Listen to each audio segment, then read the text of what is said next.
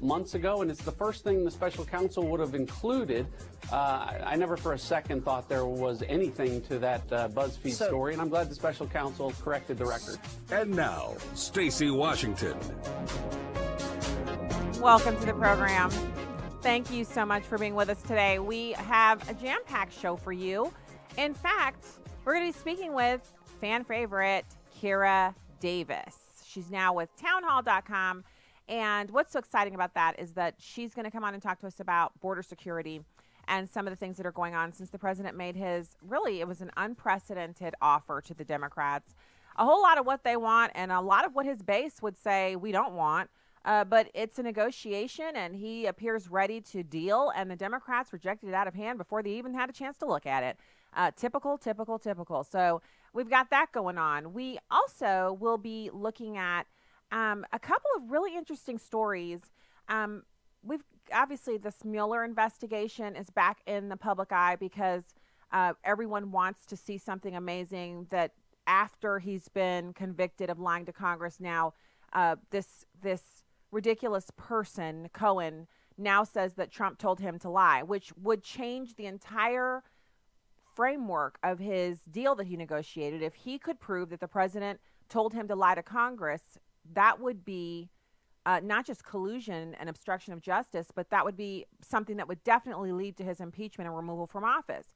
Why wouldn't he have led with that? Why wouldn't he have gotten a better deal, no prison time, to help prove that? Because that would be bringing the president to justice. Instead, he waits until after the deal and he starts talking, and we don't even know if it's verified or if it's true because obviously it's not verified and it's not true. And so BuzzFeed is back in the news again for bringing things to the fore that really aren't things. It's not a thing for them to report something that's unsourced and unverified. So we'll get into that. We also have, for our daily confession today, we're going to actually tie this together with news. The first piece is about this. She's a Democrat. She happens to be of the permanent tan, and her name is Florida State Representative Kimberly Daniel. She's a Democrat from the 14th Congressional District, and she introduced legislation earlier this month that would require public schools to offer Bible study as an elective for students in grades 9 through 12. Now, here's what's really, really interesting about that. This is a Florida House bill. It would require each school district to offer specified courses related to religion, Hebrew scriptures, and the Bible to certain students as elective courses. So in other words, as soon as you enter high school as a 9th through 12th grader, in addition to your slate of other options that you could learn about in school, you could select or elect to take courses in the Bible where you would actually read from the Bible and study it and learn it. Now, in private schools, this is already an option.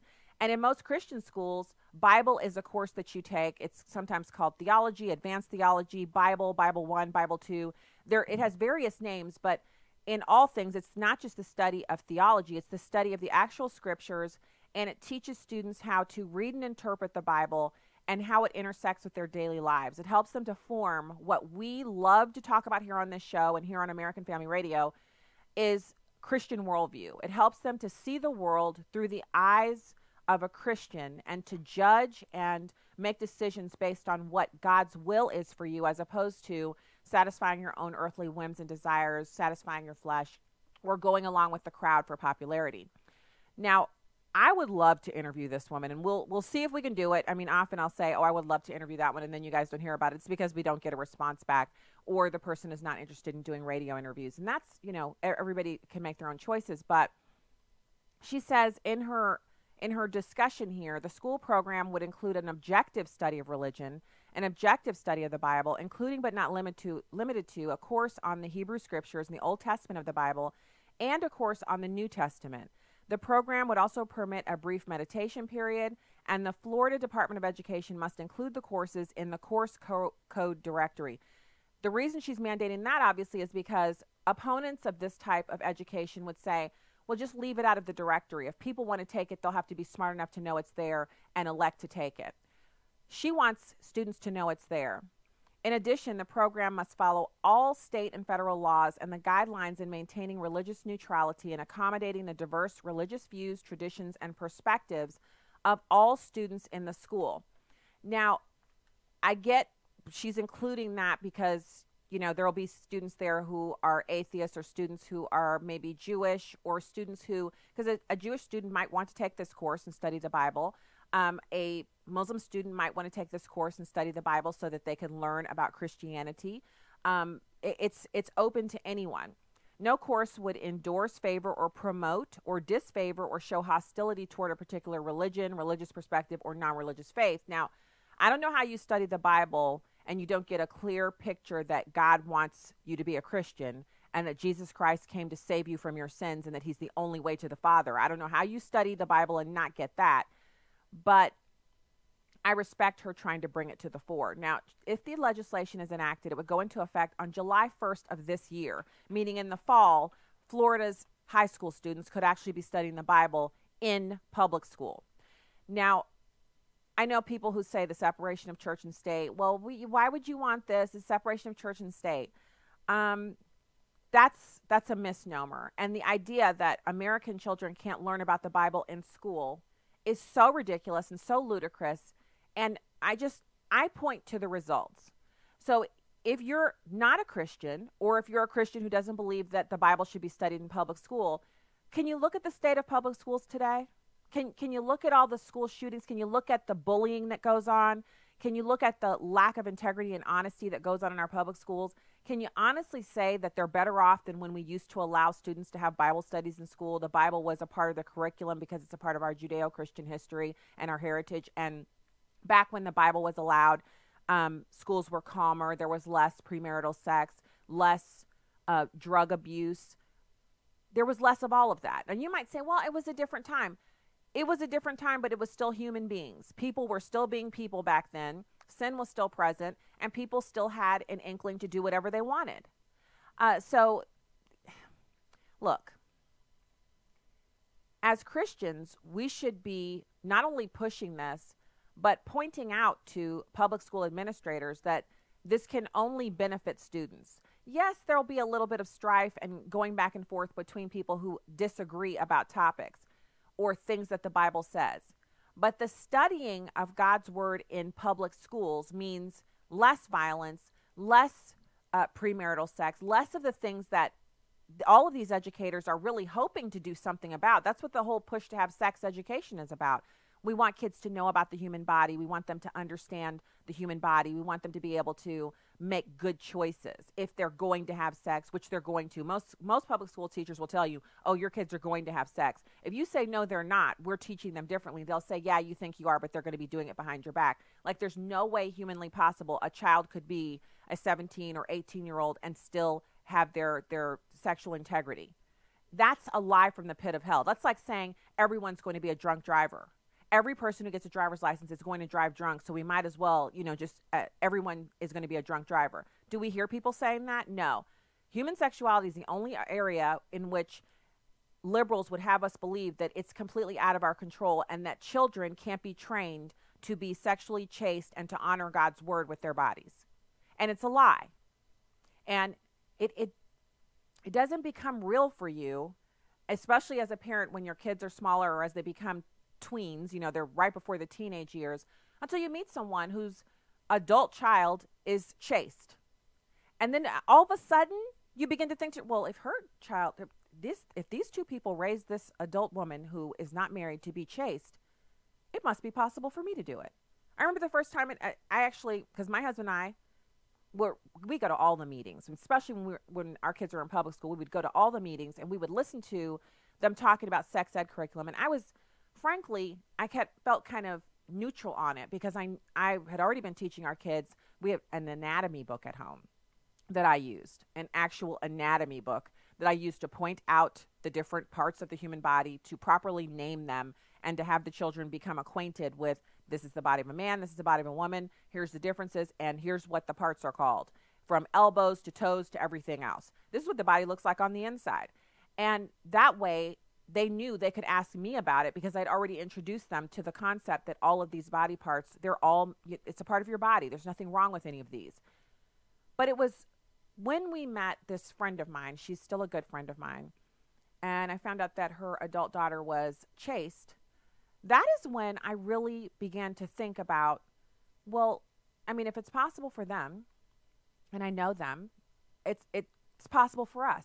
And if it's possible for us, there must be other parents out there who are still working towards this goal in spite of what the culture says, that we're all animals subject to our sexual whims and desires and unable to control ourselves, and that we just need to operate as if every child from the age of 12 on is sexually active. And in that moment, I felt like the Lord set us on a path where we not only met other parents and families in that same situation, but that we began to really change the way we communicated about it, the way we prayed about it, and the way we thought about it. And so this is perfect to see a Democrat.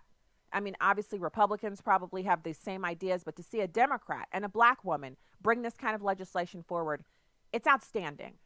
And I encourage others, if you're in local elected office or statewide elected office and you are listening to this show right now, not an accident for you to hear this story coming out right now, this Democrat offering a bill to make Bible study an elective in public schools. The story is over at cnsnews.com.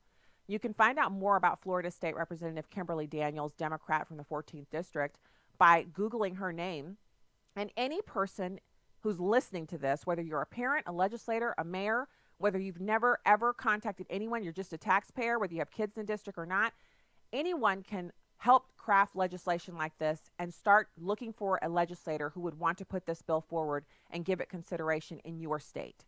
We're all over the country. This American Family Radio broadcasts all over the nation. And this should be the kind of stuff we get behind and try to see happen in our public schools. Because one of the things that I see happening, especially like our family, our kids are in Christian school, a lot of the families that would be very impactful in a public school environment have already said, not my kids, and they've taken their kids out. The parents who are left are working extremely hard to try to rescue their school districts. But it's not enough if your kid can't even have a Bible club after school in the building. That is the status of public school today. But they expect to get all of your tax dollars. They don't say, you Christians don't pay any taxes. Only the atheists and everybody else need to pay taxes into the school district. They want all of the tax, but they don't want any of the Christianity. And it's a very narrow group of individuals who are forcing this situation to be the reality. And it only takes a very active and focused group of people. They can be a tiny 1 or 2% of the people in a district to make a huge change, to make a huge difference, to set these kids on a path that will lead them into really a much different experience as adults. No sexually transmitted diseases, all of the heartache and anxiety and kind of depression and everything that comes with having all of these really serious relationships before their bodies and their minds have fully developed. All of these things can be avoided. Maybe not for 100% of the people, but wouldn't it be better if the statistics were much to the reverse? Fewer children engaging in sexual activity before they're married. That should be the goal. Percentage-wise, sure, track the statistics, but is it that we're looking at percentages, or are we looking at each of them as a real person that can be saved from the heartache of making these adult choices while they're still children? So the scripture verse I want to share with you today, because this is all a part of our confession, and we are also going to get into Martin Luther King's niece saying Planned Parenthood's claim to his legacy, that it's intertwined. Martin Luther King's legacy is intertwined with the abortion movement, is inhuman and inhumane. We're going to get into that. We're also going to talk about the rise of Satanism in America. The verse is 2 Timothy 2:15. Do your best to present yourself to God as one approved, a worker who does not need to be ashamed and who correctly handles the word of truth. That's what this Florida legislator wants to see in public schools today, and we ought to support it. We'll be back with more after this.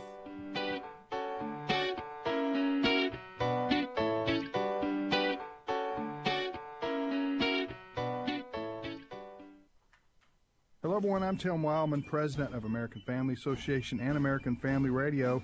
You can't squeeze more into 3 days, and we will in Washington, D.C. on our Spiritual Heritage Tour in June and in September. We're going to the Capitol, Library of Congress, the Supreme Court, the Lincoln Memorial, the Korean and Vietnam Memorials, the Iwo Jima Memorial, the Arlington National Cemetery, the White House, that's outside, Jefferson Memorial, and the National Archives, and we're going to Mount Vernon on that Saturday of our tour. So much to see, so much to do, and it includes lectures and talks from Stephen McDowell, who will be our historian along the way.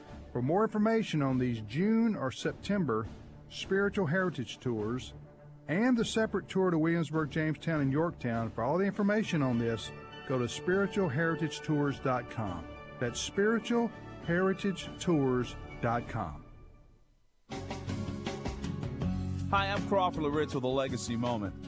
There are times in human history in which evil seems to triumph. Wicked people and vile leaders tend to get away with almost the unthinkable. Fear, terror, and devastation mark their regimes, and for the moment, they carry out their demonic plans without any sense of moral responsibility or accountability. This was also true in our Lord's time. I mean, he was brutally murdered and crucified because he threatened the established order. The first time he came as a lamb and submitted to what had to be. However, the second time, it's going to be a very different story. The next time he is coming as King of Kings and Lord of Lords, and the world will submit to what must be. Listen to 1 Timothy chapter 6, verses 13 through 16. I charge you in the presence of God, who gives life to all things, and of Christ Jesus, that you keep the commandment without stain or reproach unto the appearing of our Lord Jesus Christ, which he will bring about at the proper time. He who is the blessed and only sovereign, the King of Kings and Lord of Lords, who alone possesses immortality and dwells in unapproachable light, whom no man has seen or can see. To him be honor and eternal dominion. Amen. This passage says that our Lord is coming, and when he comes back again, he will indeed be triumphant. Every person who has ever lived will be held accountable. Every knee shall bow, every tongue shall confess, without exception. Even the most pompous, vile, maniacal leader will be forced to say yes to Jesus Christ on that day. Here's what I want you to remember and do today. Humbly submit to Jesus Christ now as your King of Kings and Lord of Lords. He loves you and wants you to spend eternity with him. Join Crawford Loritz tomorrow for another Legacy Moment.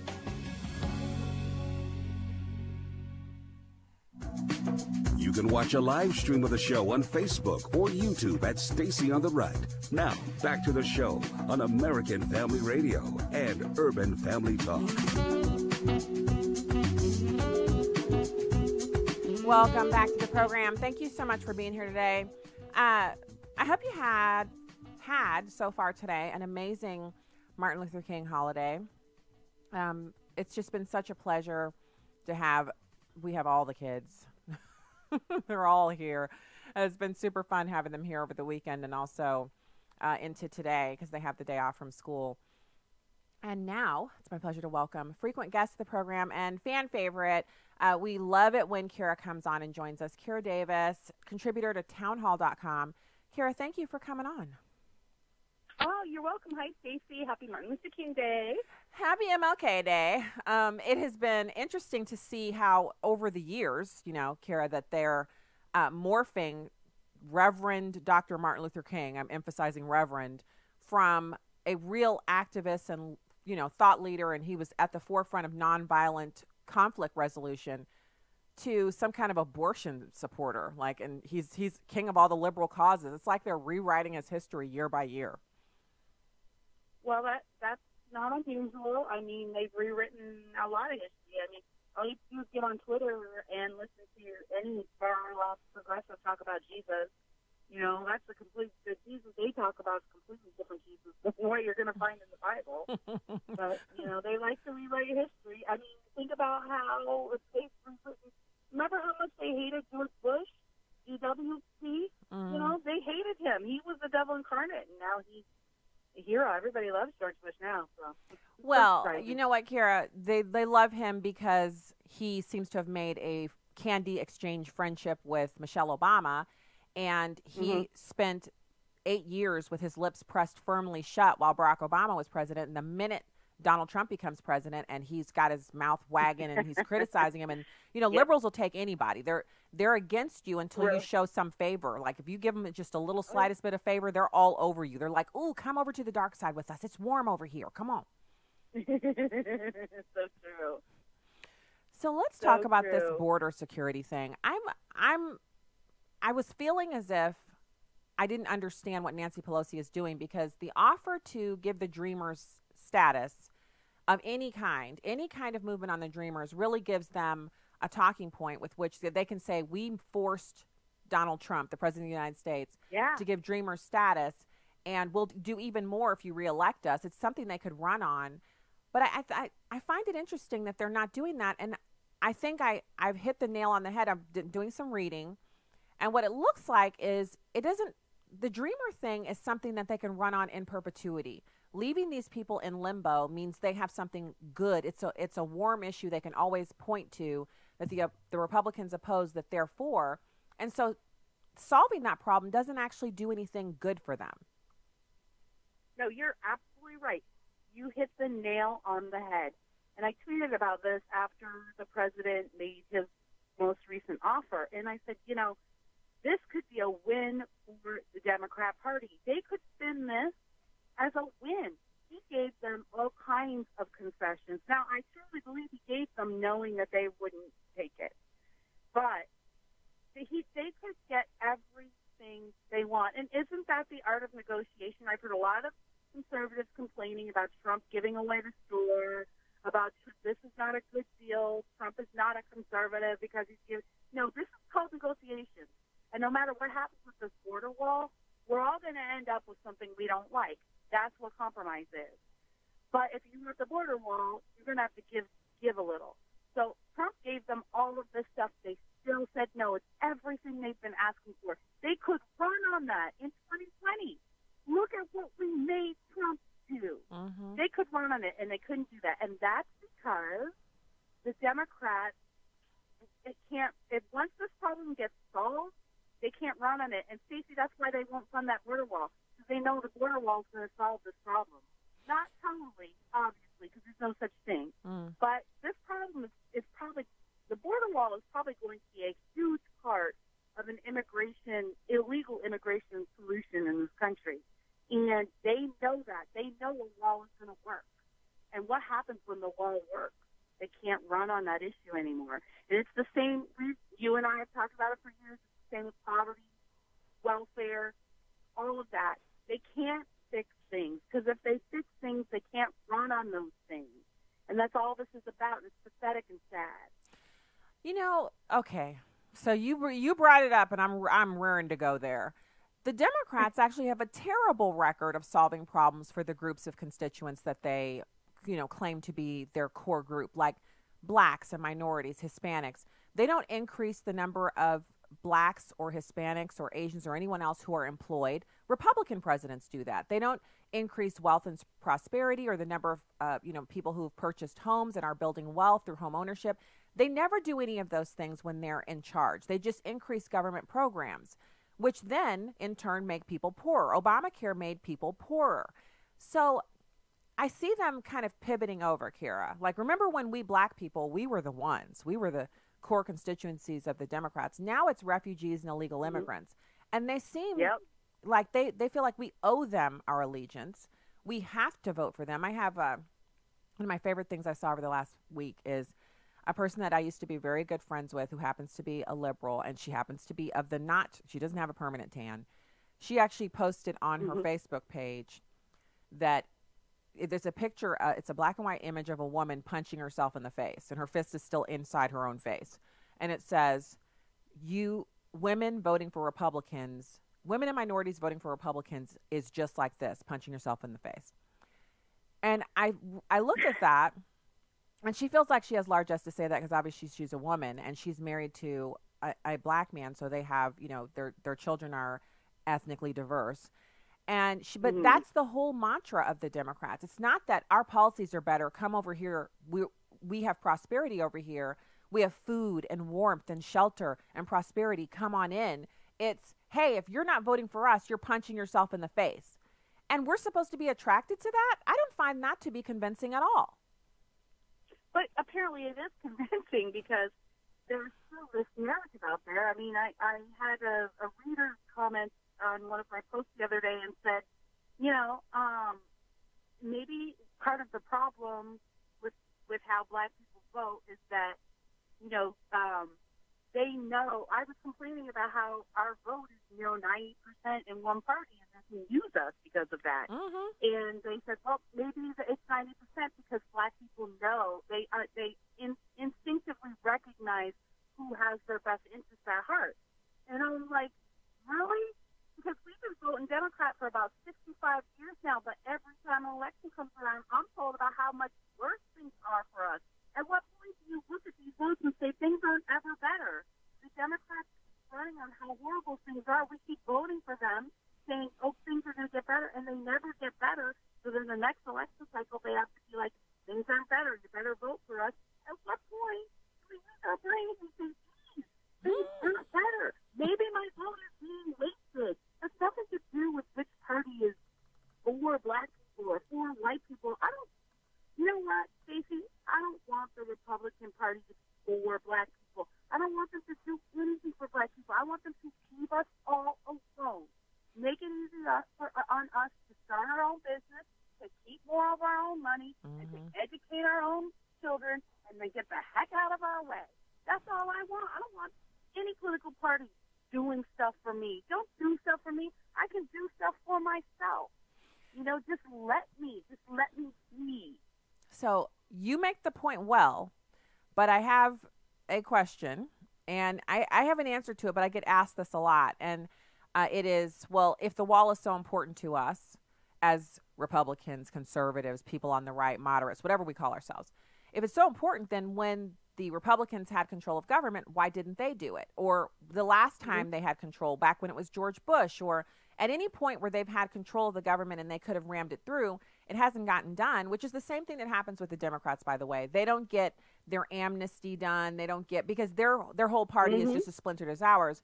What's your answer to that? And I have one too, but I want to hear what you say to people when they say that, when they ask that. Okay, I'm interested to hear if it's the same as mine. I know. My opinion is that the Republicans do that for the same reasons the Democrats do. They have to run on these issues. So they ran on Obamacare for years and years, right? Then they had the chance to kill it, wouldn't do it. Why? Because now they can always run on this.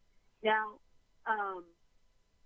Trump doesn't have that problem, and that's what makes him different. See, all of these people, Republicans and Democrats, all they're doing is running for re-election. That's all every proposal they make, every time they come out and say, we want to help you do X, Y, Z, all they're doing is running for re-election. Trump he's not burdened with having to be what the voters want him to be, because he couldn't care less if he got elected or not. He'll go back to his life as a private citizen doing billions of business. So he's fine. He's not a career politician. So he doesn't have to be beholden to what he thinks the voters want to see and want to hear. But all of these other people, their career is politics. So they have to make sure that they always have a job. So if problems get solved, they don't have jobs anymore. It's why the race issue is never going to get solved. It's why Al Sharpton's never going to proclaim us post-racial, so then he's out of a job. Okay, so I'm similar. I will continue your theme by just saying the reason it doesn't get done is because it's a uniparty.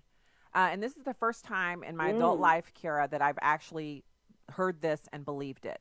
If 5 years ago, 10 years ago, if you'd said this to me, I'd say, no, they're uniparty. No, they're two distinct entities. I truly believe that a lot of the individuals, when Donald Trump started talking about draining the swamp, and he began to really delineate what his campaign was about, and we saw more and more Republicans become never Trumpers. And I know there was some real principled opposition to him, and I'm not talking about that. I'm talking about the people who were never Trump because he wasn't a sweater vest wearer. He couldn't give speeches like Mitt Romney. He wasn't boring like John McCain. All that stuff. There, to me, is truth in this idea that Republicans and Democrats, some of them are two halves of the same thing, an apple, an orange, a coin, whatever your circular thing you like. There's Republicans who have some of the same aims as Democrats. And so they do fight, but it's a show. It's like WWE or WWF. It's not real. They're fighting each other, but in their off hours, they're getting money from the same donors. They have a lot of the same aims, one of which is cheap foreign labor, people who don't want breaks, people who don't know what their rights are, people who don't, they never unionize, they never do anything to upset their employer, and they don't want to be paid a ton because they're used to $1 a day. A steady stream of those keeps wages low and means that a lot of Americans can just be written off. So they don't have to worry about constituents so much. They need some, but they don't need a huge number of them. I believe that's a part of the problem. So this is my last question for you, and it's similar, but it's different in that I had someone send me a note. It's a video of a guy. I have no idea who this guy is. He happens to be a white guy. He did a viral video, and he says the reason why white people and Americans in general voted for Donald Trump is because they hated the idea of an articulate, intelligent, capable, successful black man being the president. And Donald Trump is the antithesis to that. And he strokes white racism. And that's why 64 million Americans voted for him. Now, I happen to be in that group. I voted for Donald Trump. I'm not black, or I'm not white, I'm black, and I'm not an oligarch or an old white person. So why did I vote for Donald Trump? Why did millions of Christian evangelicals vote for Donald Trump? What's your answer to this continual trope that people keep lashing out, that everyone voted for Donald Trump because they're racist and they wanted to smack back against black America and Barack Obama?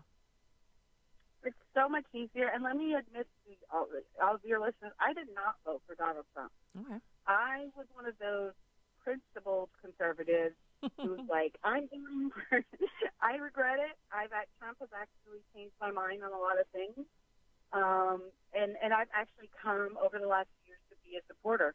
So I was not in that group, but I never once thought that group was racist and horrific. And I think what it is I don't think it's any different than it's ever been. It's business as usual. It's just amplified by social media. So this is the narrative that has always worked for the left before. We paint the right as racist, and we don't give any history of that. We don't have to have any proof for that. They're racist because they want smaller government. And since a lot of minorities depend on government, that makes them racist. Now, obviously, I find that idea to be racist. You know, that minorities should want bigger government because they need to depend on government. I find that a racist idea. But this is not a different idea than has been going on for the last 50 years. It's just amplified by social media. Because this is what it is. What it is, Stacey, is there are a whole group of people in this country, a lot on the left, but some on the right, represented in the hashtag Never Trump camp, who cannot accept that they don't understand other people. They think they have all the answers, and when people don't act according to the way they have painted these people, according to the way they imagine these people, they can't accept that they got it wrong. That's the problem. They can't accept that they got it wrong. So it's got to be all of us that got it wrong. It's got to be everybody else that got it wrong. And when you are so dug into your position that you don't want to see any other side of the issue, then you will succumb to hyperbole. Then you will be judgmental and harsh and heartless. Because to do otherwise, to actually consider another point of view, would mean that you have to admit you're wrong. And there are a lot of people in this country who don't want to admit that maybe they weren't wrong about Trump, maybe they don't like him and they still don't agree with him, but that they're wrong about their fellow citizens. And it's them that's the problem, and not their fellow citizens in flyover country. And as usual, you're dead on. I'd actually forgotten, because we've talked about this before, Kira. You have discussed before how you didn't vote for Donald Trump at first, but he brought you over. And I actually think that is some of the more fascinating nature of the presidency of Donald Trump, that he's been able to win over principled opposition such as yourself to bring you in on the merit of what he's been able to accomplish. As usual, fantastic. Thank you, my sister, for joining today and for being so awesome. Kira Davis from townhall.com. Good to talk to you. Thanks, Stacey. All right, talk to you again soon. We'll be back with more right after this, you guys. American Family Radio, Urban Family Talk. Be right back.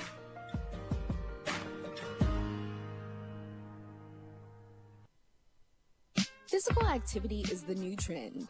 It's not a bad thing unless it has brought a sense of vanity in your life. 2 years ago, I was not happy with the number on the scale nor how I looked. I've never been a huge person, but I was, as the old folks would say, healthy. I joined a gym, gained a personal trainer, even changed some of my eating habits. The Lord checked me one day and in my spirit said, "Why are you disgusted with yourself? Be healthy, take care of the temple I've loaned you, but do it because you want to honor this body, which is your responsibility while on this earth." I said, "You better let me know, Abba." Psalms 139 verse 14 says, "I praise you because I am fearfully and wonderfully made. Your works are wonderful. I know that full well." 15 pounds down, I know that even if I was to never look like Serena Williams with those nice framed, worked out arms, I am wonderfully made in his image, and so are you. With a heart for the urban family, I'm today's urban woman, Victory McIntosh. Connect with us more at urbanfamilytalk.com. Life is never picture perfect. Human beings come in all different shapes, sizes, colors, and abilities. No matter how much we plan, no matter how much we think we're prepared, the unplanned happens all the time. It's how we respond to the unexpected that shows our true humanity. But many do not see the value of every human life. Too many are willing to discard those who don't fit the picture of perfection. Abortion destroys the chance to love and to be loved. We never know what will fill the frames of our lives, or how empty those frames can be when we allow exceptions.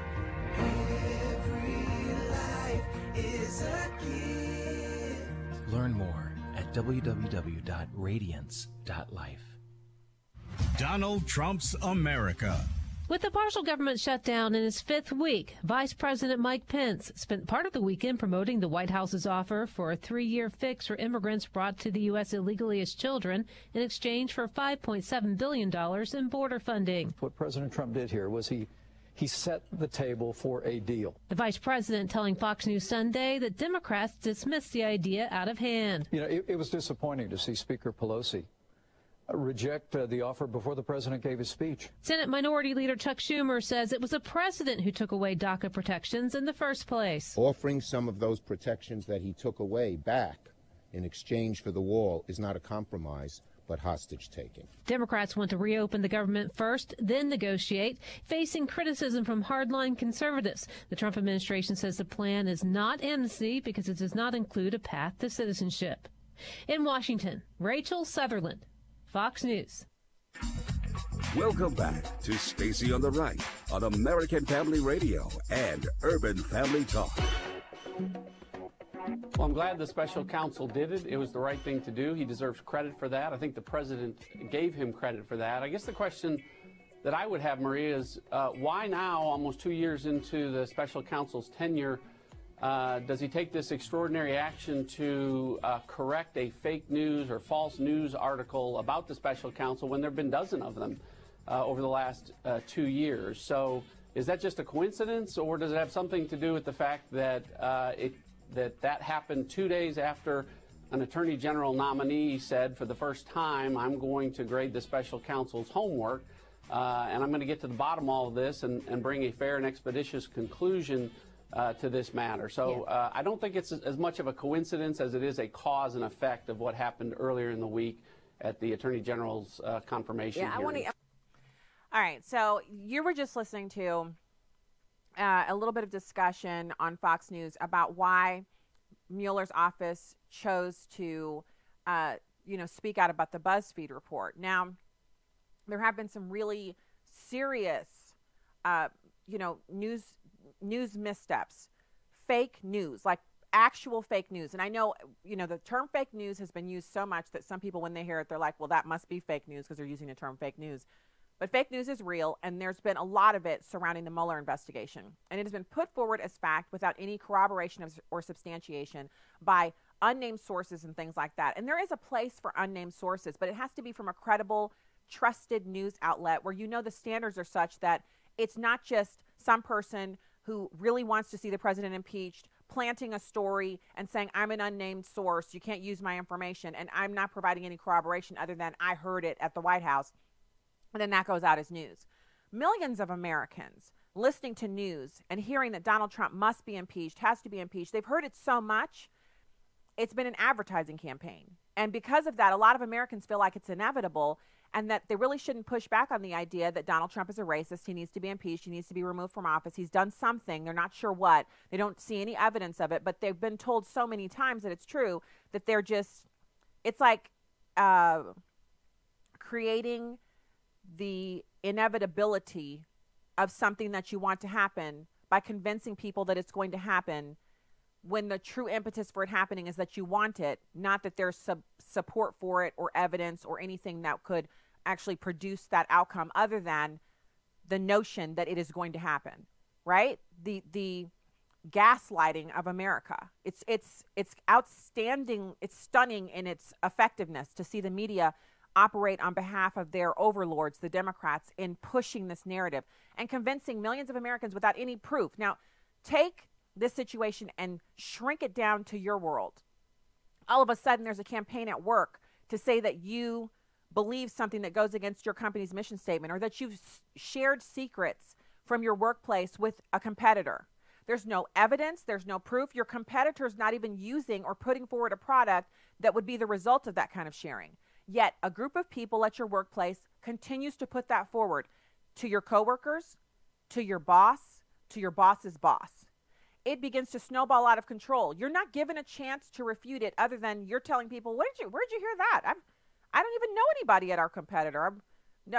I don't know what you're talking about. You're dismissing it, but behind the scenes, it is in HR now. HR is looking at your patterns, your social media. HR is trying to figure out, is this true? Did this person do this? Did our employee give away something that's integral to our business model to a competitor? And they're looking all over for anything that supports this idea. They haven't brought you in. HR has not said we need a meeting and you need to bring evidence that you didn't do this. They haven't given you a chance to defend yourself. And then when they finally do have enough, basically circumstantial, enough people who'll say, yeah, he did it, then they bring you in and you have to disprove. So basically, you have to disprove the negative. Instead of saying I'm innocent, you prove to me that I did this, you have to come in and prove that you're innocent. Does that sound like something you'd want to go through? Does that sound like something, if you saw it happening to a coworker, you wouldn't begin to question why you work at that organization? What, this place doesn't have integrity. This place railroads people for no reason. Wouldn't you look at the other people who were doing it and wonder, when does your turn come around? Because we all know that's how this thing works. The Bible is true. It's what's happening to President Trump. A dossier created as a piece of opposition research and paid for by the Clinton campaign in part is the source document for the entire Mueller investigation. People are now going to jail for things they did 15, 20 years before they ever knew Donald Trump. People are going to jail for things that they did while they knew President Trump that have zero to do with Russian collusion or anything like that. And those prosecutions are being used to bolster the idea that the president is a Russian agent and must be impeached, that he's inept and must be impeached, that he must be removed. But we don't know why. This should send chills down the spine of any person, including Democrats, because when they have a president in power, say Kamala Harris, what's to stop the Republicans from creating a whisper campaign within the intelligence agencies and bringing her down? Who is safe from this type of, it's like third world type stuff, communist Russia type stuff. You start a rumor, you put a person in a gulag and torture them until they tell you that they did it. Yes, they did it. Just stop torturing me. I'll say anything. And then you're like, well, he said he did it, so now we have to execute him. And all of his family members and anyone who ever worked for him, anyone who ever said his name, got to go. Now, obviously, the president isn't being physically tortured, but it is a form of torture to have every news media outlet that's mainstream in America constantly chanting the word Trump impeachment 24 hours a day and refusing to let you get about the business of what you were elected to do. He has every right as the president of the United States to implement his agenda the same way that Barack Obama implemented his horrible agenda. We watched President Obama fundamentally transform this country against our will, the half of us Americans who didn't want him to be president. And all we heard from the Democrats was elections have consequences. Funny, elections don't have consequences for the Democrats. When they lose, they basically say we didn't lose, and they get all stompy foot and start hyperventilating and screaming at the sun, and then they just go about undoing the results of the election. Is this who we are now? We don't have peaceful transfer of power as Americans anymore? Now, every time we lose an election, we have to undo it through the impeachment process or the 25th Amendment or any by hook or by crook? That's who the Democrats are now. That's their party. The party of resistance, the party of impeachment, the party of we don't negotiate, which is all that Congress, when you have divided government, the American people are saying now the two parts have to find a middle and negotiate. When the American people give all of the government to one party, they're saying, you're in control now. What are you going to do with this power? When they don't do what they said they were going to do, namely repeal Obamacare and fix immigration, then the Republicans had the power, some of it taken from them and given to the Democrats. And now they're supposed to get together and negotiate. But they can't do it because now the Democrats just want to see the president removed, as if Mike Pence would be any better. And I'm talking about for their perspective. I think, he's fantastic. Vice President Pence is a wonderful person, and he would make a fantastic president, but he's not going to be a departure from what President Trump's agenda is. As far as I know, he believes all the same things. So let's listen to, this was a long interview I posted on the Facebook page if you want to watch it. And by long, I mean 7 minutes. But the whole Mueller investigation is tainted and based upon a lie.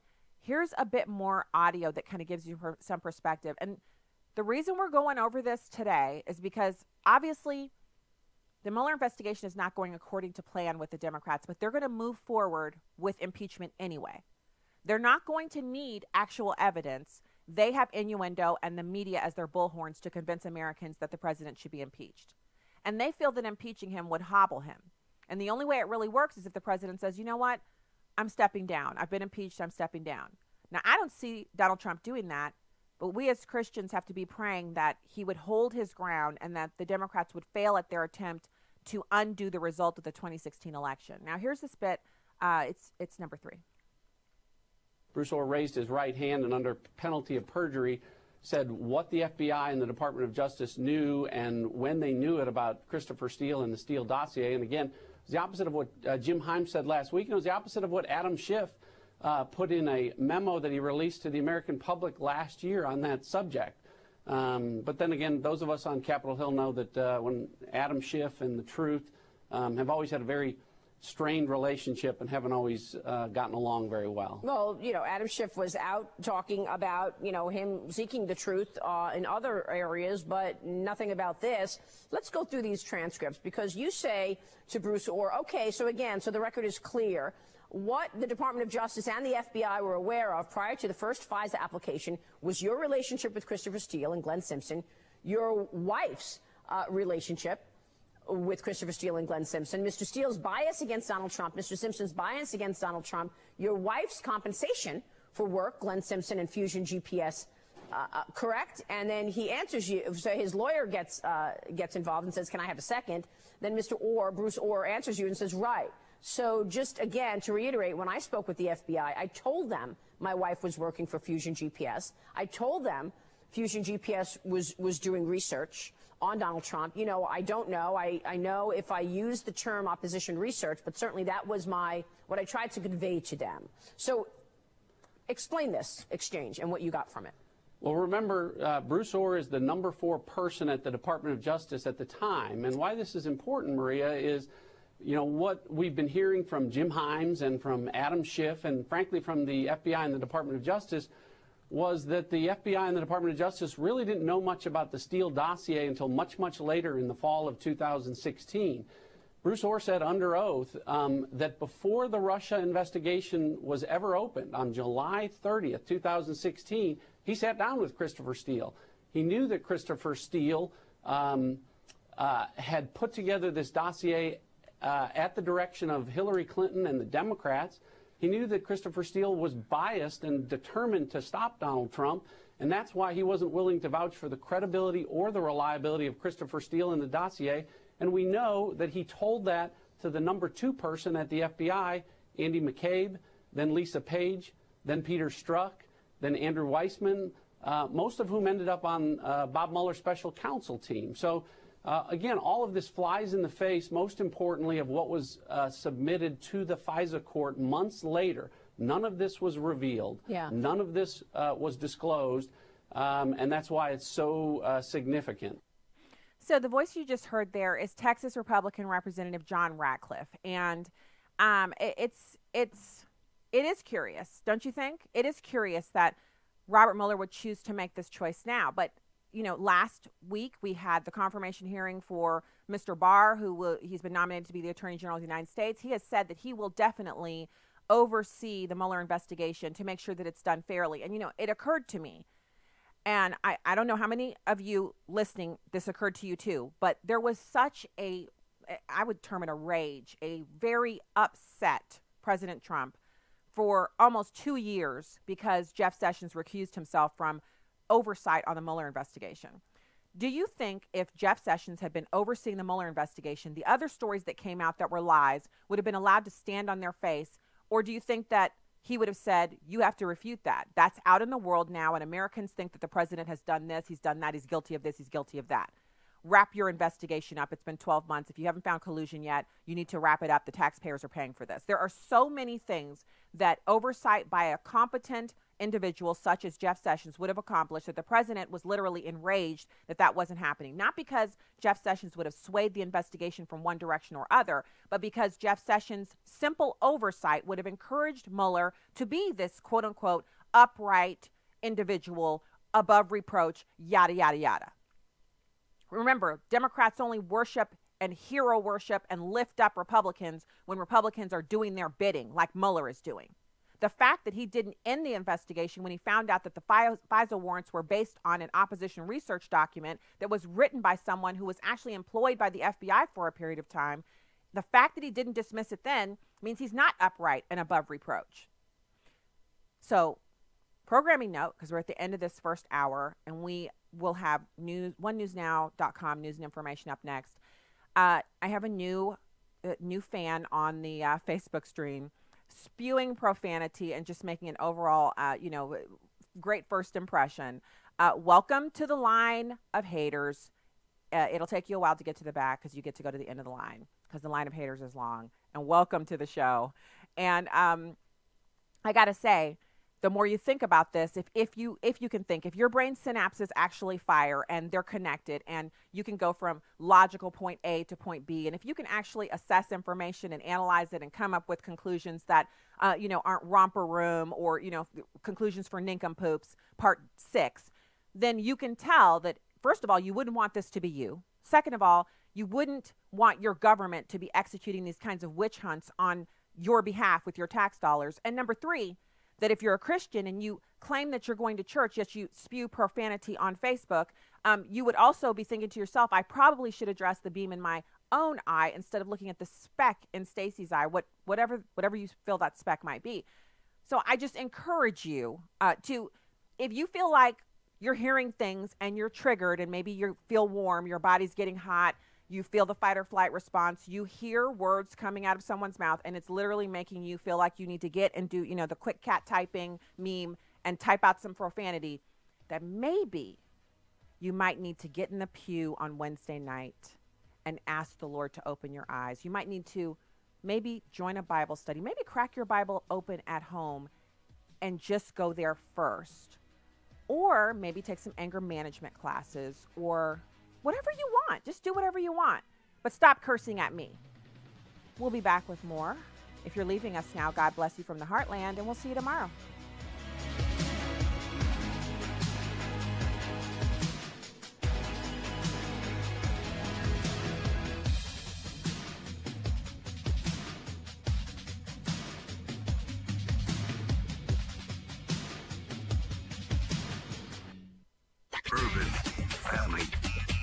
Urban Family Talk.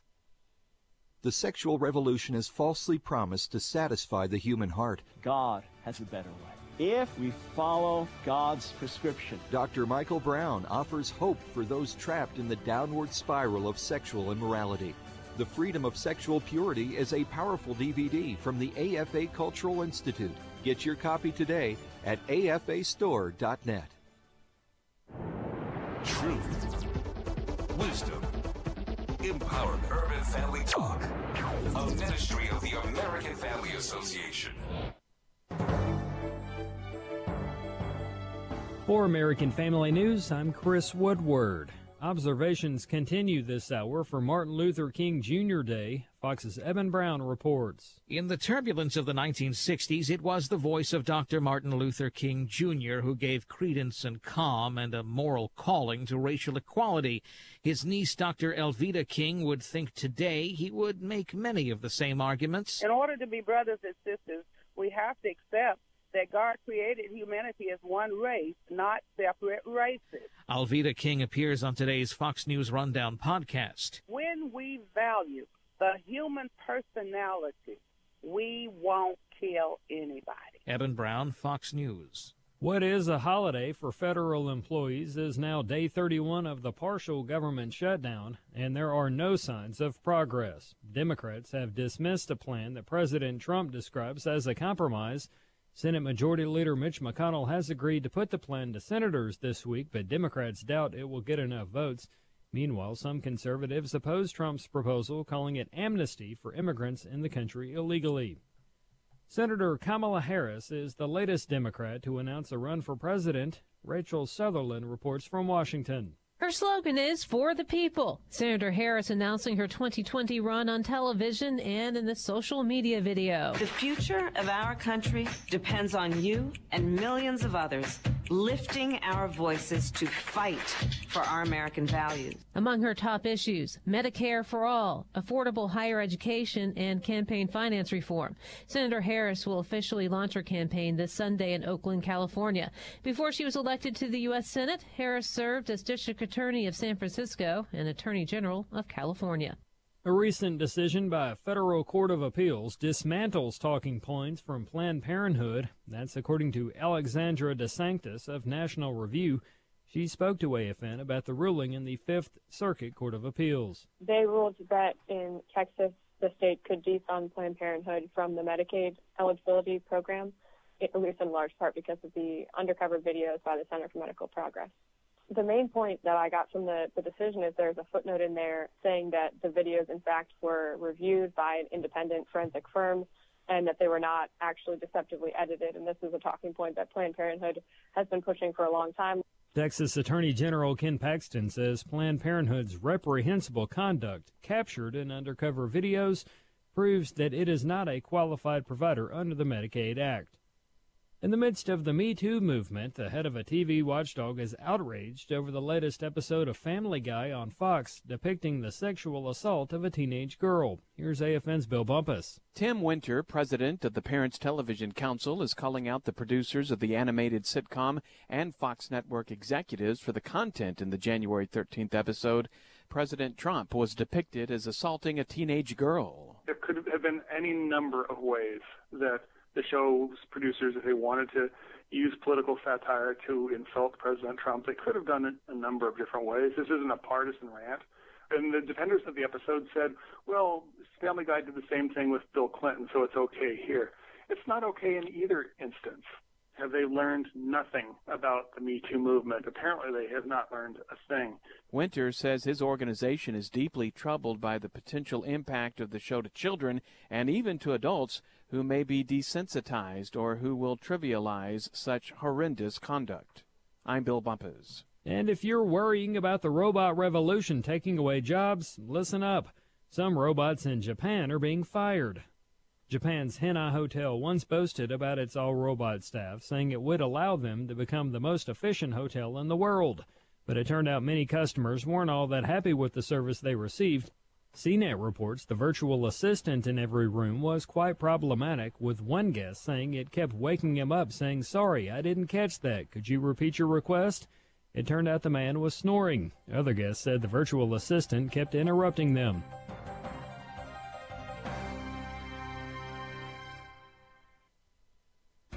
I love AFR. You say it's on the radio, too?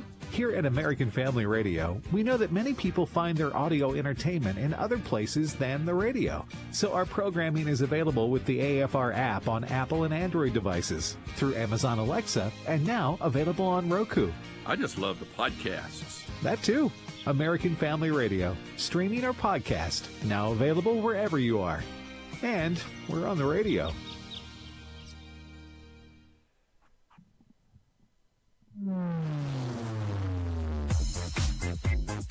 She's sharp, pointed, and insightful. This is Stacy on the Right on American Family Radio and Urban Family Talk.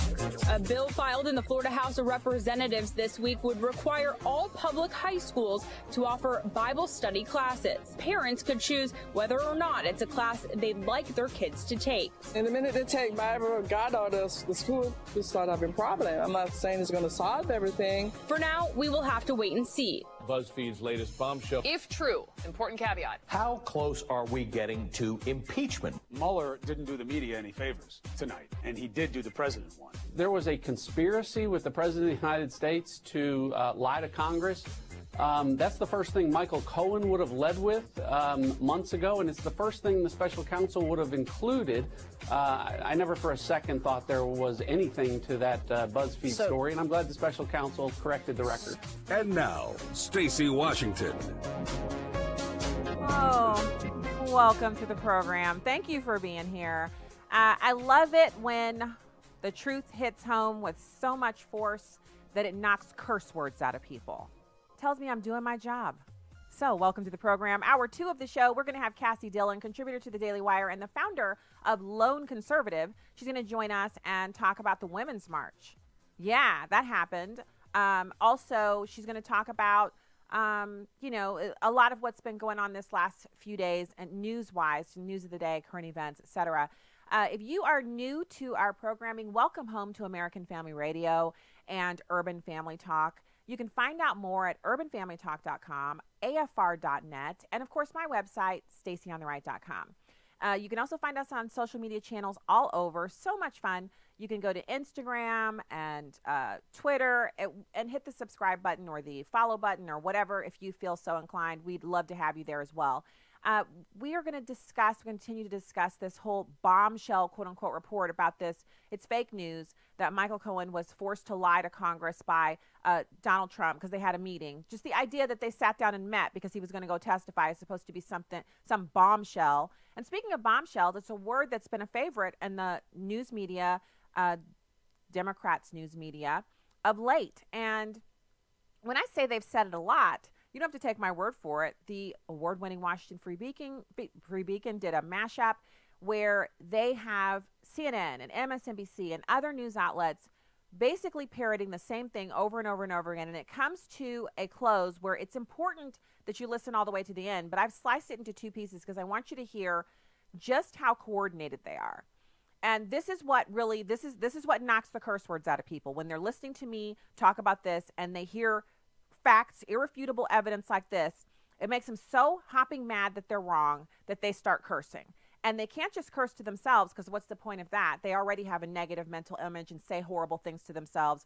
They have to then spread that hate outwards. They have to share it on online social media and make other people read their profanity.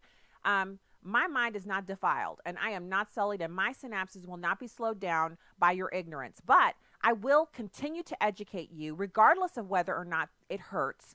And if you don't want to hear it, that's up to you, but I'm going to keep putting the truth out there. No stopping, no slowing down. This is coming at you. If you want to receive it, take it. Curse words might be knocked out of you, but you'll be the better for hearing the truth. And here is some truth that is really unfortunate for the Democrats because if they were really reporting the news, they can actually come up with their own copy. The fact that they have to go and have everybody say the exact same thing over and over again is just more proof that they're not telling the truth. So this is a devastating new video montage, and I'm giving you the audio, of just how irresponsible the CNN, MSNBC, and other mainstream news outlets were over the BuzzFeed quote finger bombshell story on President Trump. It's number 4.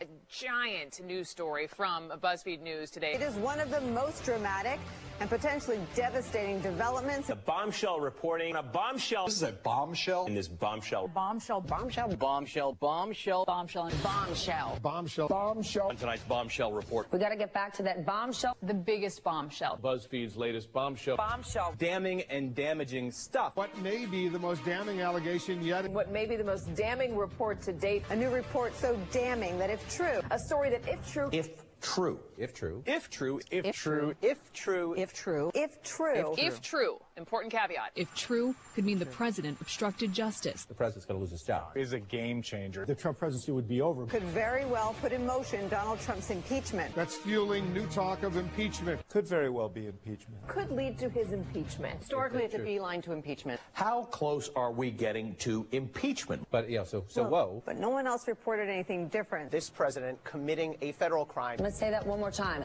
Lie to Congress. We are at a turning point here. Individual number one is in big trouble. BuzzFeed's description of specific statements to the special counsel's office and characterization of documents and testimony obtained by this office regarding Mr. Cohen's congressional testimony are not accurate. Don't fall for what these politicians out there want you to do.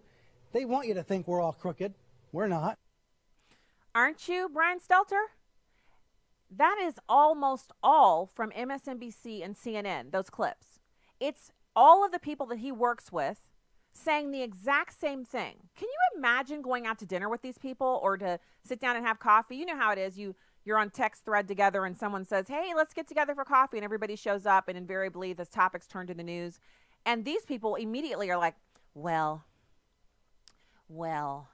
you know, the president's going to get impeached and he should be impeached. And that's all they can talk about. And so they just start repeating each other. Well, Stephanie Rule said that this is an impeachable offense. Yeah, I know. And she's right. She's always right. Is she? Is she always right? Is it an impeachable offense? Well, first of all, did he do it? I mean, if it's an impeachable offense and he did it, then where's the Mueller report? If this story was true, then the Mueller report would be incoming. He would have already made an announcement with this new information and the conviction of Michael Cohen.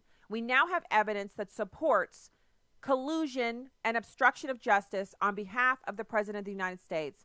And we will be bringing our report forward and presenting it to Congress and the American people. Have you heard that? All we keep hearing is this one's resigning, that one's leaving, and possibly the report is wrapping up. Remember, I first started talking about the report wrapping up before the election. Then they said right after the election because he doesn't want to impact the election. Now here we are. We've had the election. We've had Thanksgiving and Christmas. We are now back and we're in the new year and everyone's trying to address their New Year's resolutions, goals, new year, new me. I'm working out, I'm not working out. I'm listening to books on audio tape. I'm reassessing my life. I'm making goals. I'm in a support group. I'm doing a new Bible study. Everybody's moved on. And Mueller is still burning through American tax dollars. And people are triggered by me saying that. You ought to be triggered by all the tax money of yours that you're paying that Mueller is just burning through. He doesn't even care that he's investigating something based on a lie. If this is the way it works, then I would imagine Republicans have operatives out there gathering opposition research documents on every single one of the people who's announced that they're running for presidency on the Democrat side. Come on with me. Let's take a walk down what if Lane. If unicorns are real and Donald Trump's going to be impeached for doing nothing, then apparently all the Republicans have to do is have an opposition research document made on every single one of these candidates. And the one who gets the nomination, if they win the election, they just forward the opposition research document over to the FBI. The FBI takes it, submits it to the FISA court, gets a warrant, starts listening in, and then they'll just need a friend like James Comey to send a Columbia law professor a couple of memos, and those memos will prompt the appointment of a special counsel. And then the special counsel will investigate Kamala Harris or whoever their choice is, Bernie Sanders, whoever it is that is their nominee that wins. That's how this works now, right? I mean, if it's okay for them to try to remove President Trump and to paint him as a racist, a man who his daughter and almost all of his in-laws are Jewish, and he works with so many black people, not just in business, but now in the White House and in all of the agencies. A true racist isn't going to put blacks in a position of power. A true racist is proud that they think that whites are supreme, and they're going to continue to tout that and put that out front. True racists can't tolerate the presence of minorities. How do I know that? Have you ever been in the presence of a racist before? I have. Have you ever communicated with a white supremacist before? I have. There's a huge difference between someone being racially insensitive or maybe saying things that are politically incorrect, or maybe you just don't like them and so you want to call them a racist, and an actual racist. There's, oh my goodness, that's a dunderhead. That's someone who clearly doesn't know how to interact with people. And then there's pure evil. Someone who, if they could get their hands around your neck and squeeze it tight enough, they would. The only reason they're not doing it is because you've been saying on radio for years and years and years that you believe in carrying guns. And you pray to the Almighty and you fear no man. That's what I'm talking about. And it's so enraging to have to sit here day after day after having countered that kind of evil, after having looked it in the eye and felt the hate and the evil emanating from it, and then have other people try to tell me about racism. It is annoying to the extreme to have been called the N-word in public and then have someone tell me that I support racists with my vote. It is annoying in the extreme to have people who support the butchering of black babies to the tune of 18 million since the passage of Roe v. Wade, supporting the agenda of eugenicist Margaret Sanger, to have people like that who are so ignorant they don't understand that racism is being deployed as a tool to silence the opposition, to have them try to lecture me on who I vote for. Please pardon me for just a moment while I give you some side-eye for trying to lecture me when you support actual genocide. Wiping out of a quarter of the blacks in America because we are weeds and should not exist. Poor black people shouldn't be born. That's your mantra, but you think you can lecture me about race. Pardon me while I just take a moment to consider the ineptitude of your brain synapses and the fact that you just actually support racism yourself and are projecting. Yeah, I said it. Please pardon me while I sit and consider the fact that you support Hillary Clinton, who said that black people need to be brought to heel like dogs and that blacks are natural-born predators. You supported her. I didn't. You actually support Robert Byrd, who kissed Hillary Clinton on the mouth. He was a grand wizard in the Ku Klux Klan, and you support him. You support her. You support those people. So while your brain is chugging along at the pace of a snail, synapses not only not firing, but just big, huge areas of your brain that are dead and cannot work. And I'm sitting over here wondering why you think you can lecture me on race. Now, I'm not going to waste too much time wondering about why your brain doesn't work or why you think you can lecture me, because you're wasting my time.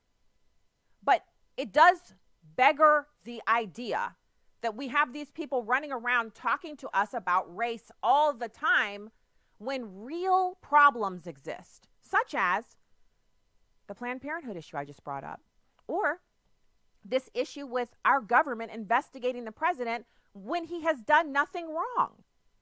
So here's the conclusion to this BuzzFeed audio. It's number 5.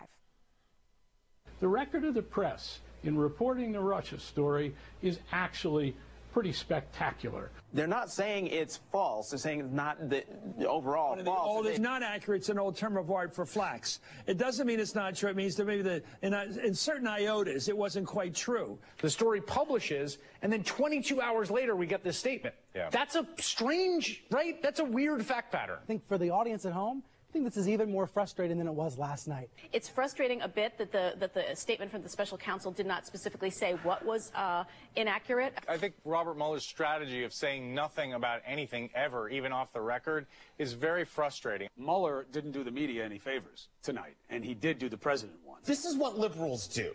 Something happens, there's some pushback, there's some nuance, and liberals go into this like backpedaling. But I just think this is a bad day for us. No, it reinforces every bad stereotype about the news media. So it turns out that everything that they were saying, bombshell, this and that, bombshell, bombshell, you know, this is very, very upsetting for the president. This is it. He's finally done. Turns out it was fake news. And so they had to go on TV and whine about that. Notice the conservatives it did not curse words out of us when they were telling all those lies about the president. But y'all are cursing because I'm telling the truth here on the radio about what they're doing. We'll be back with more after this.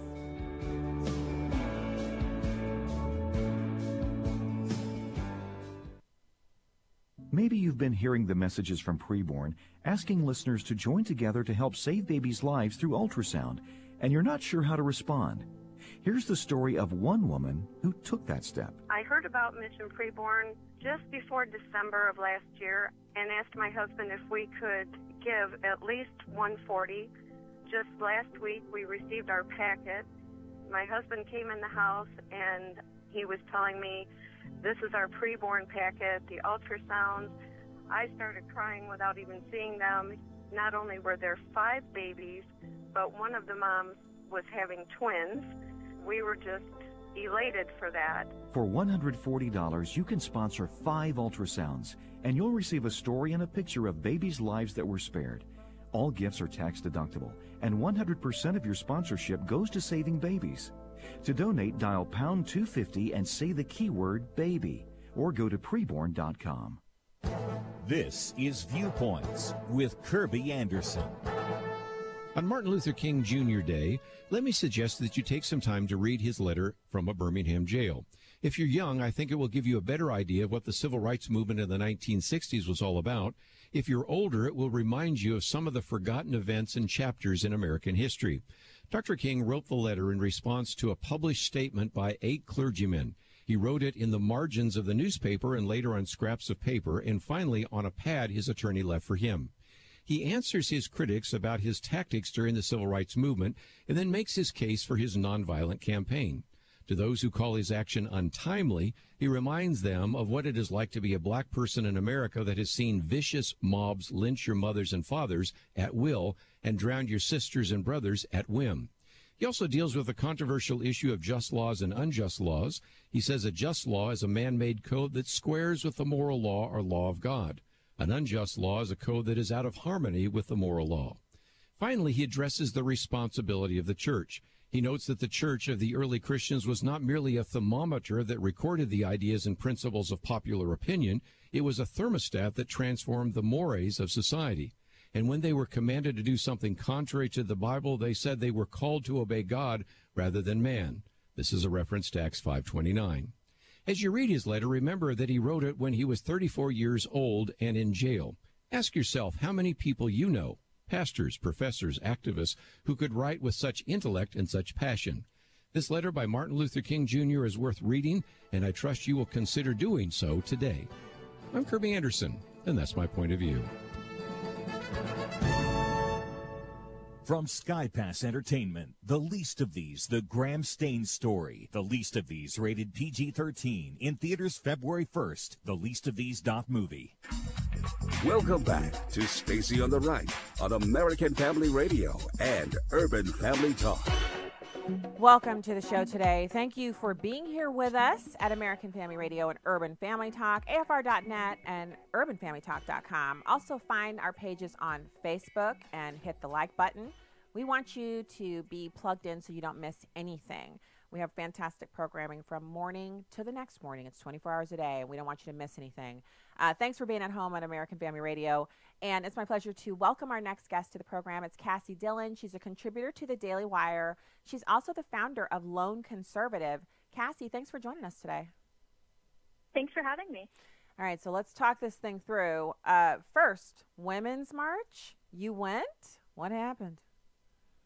Oh, yes. I went undercover. I was doing a video for the Daily Wire, and so I went with a pink hat on my head. I don't want to exactly use the term, what you call it. And I just interviewed people, asking them about the accusations of anti-Semitism made towards the founders. And then I also asked them what they thought the march the day before, the March for Life. I asked them what kind of people they thought would have went to it. And I'm so afraid to ask you what they said. What did they say? Well, on the accusations of anti-Semitism, most people either didn't care or didn't hear about it. So you have these people blindly going to this protest, not even knowing what it stands for. A lot of people didn't even hear about the accusations of anti-Semitism. And I think that says a lot about them not really caring about the protest and what it stands for. And then also, it says a lot about the mainstream media, which has refused mostly to really hammer these founders for going after or being friends with Farrakhan. I think it's really important that it's reported, and clearly it's not been enough if the participants don't even know about it. So did they believe you, or did they just dismiss it out of hand? Some of them didn't believe me. Some of them definitely said, oh, I've heard some stuff, but you know what, that doesn't matter because we're here for women, and I don't care what they have to say. They don't speak for me. And I think that's a legitimate point to have. But so when I would come back and counter them, I would say, well, would you be friends with somebody who's friends with Donald Trump?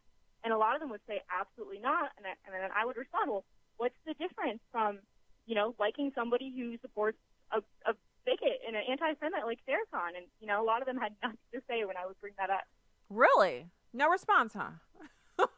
No response to that. They just, you know, these people are just going. I think a lot of people go just to have fun. You know, they have music, they have drums, people are dancing, people are engaging with counter-protesters. There were a lot of pro-life people there holding graphic signs, and you would see the Women's March participants kind of yelling at them and having back and forth, which wasn't very productive, in my opinion. But honestly, I think it's just going to the event, posting pictures on your social media, and trying to act like you actually give a crap about women.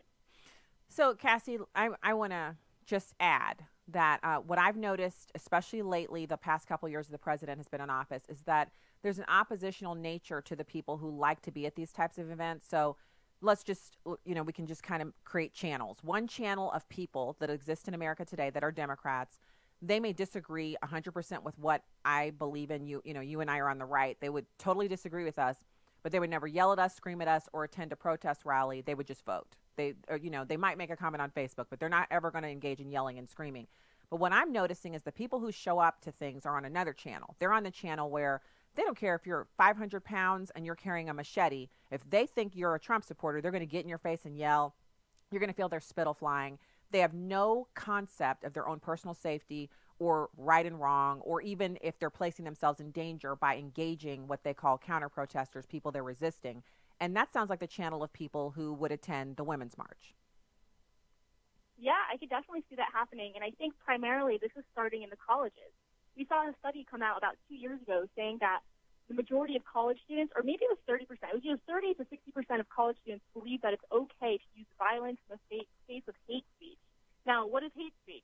I don't know, and they probably don't either, but they're okay with using violence towards speech. That's really scary. And I think it's our young people right now that are getting so incited and going towards these different means of dealing with confrontation. You know, I find that statistic interesting because I don't think they asked the correct follow-on question. Okay, so you're willing to use violence. What if your violence is met with the lawful right to carry a concealed weapon? In other words, you physically assault someone in the state of Florida or Missouri, say, and they shoot you because they have the right to understand your ground laws. Then what would you do? They never asked that. I think these people are just so against guns, and it's funny because, you know, today's Martin Luther King Day, and he actually applied for concealed carry and was denied it. So these leftists aren't even supporting someone who, you know, really did think that it was important to take care of yourself and protect yourself. Yeah, but so we haven't seen that yet. We've talked about it quite a bit here on my program and other shows. You know, I've actually done, you know, interviews on NRA TV where the subject has come up that so most Americans who carry are so law-abiding that they would rather suffer, you know, maybe some physical assault as long as it wasn't deadly in nature. They would rather endure that than actually shoot someone in self-defense, because in their mind, they really have to be in incredible fear for their life in order for them to engage in that way, which means there's this false kind of layer of assault that leftists can engage in, but you don't know where that person's coming from, the person you're assaulting, if they're going to be willing to assault you back, so to defend themselves, or to escalate because they feel that they're outmatched to truly defend their life through the use of a firearm.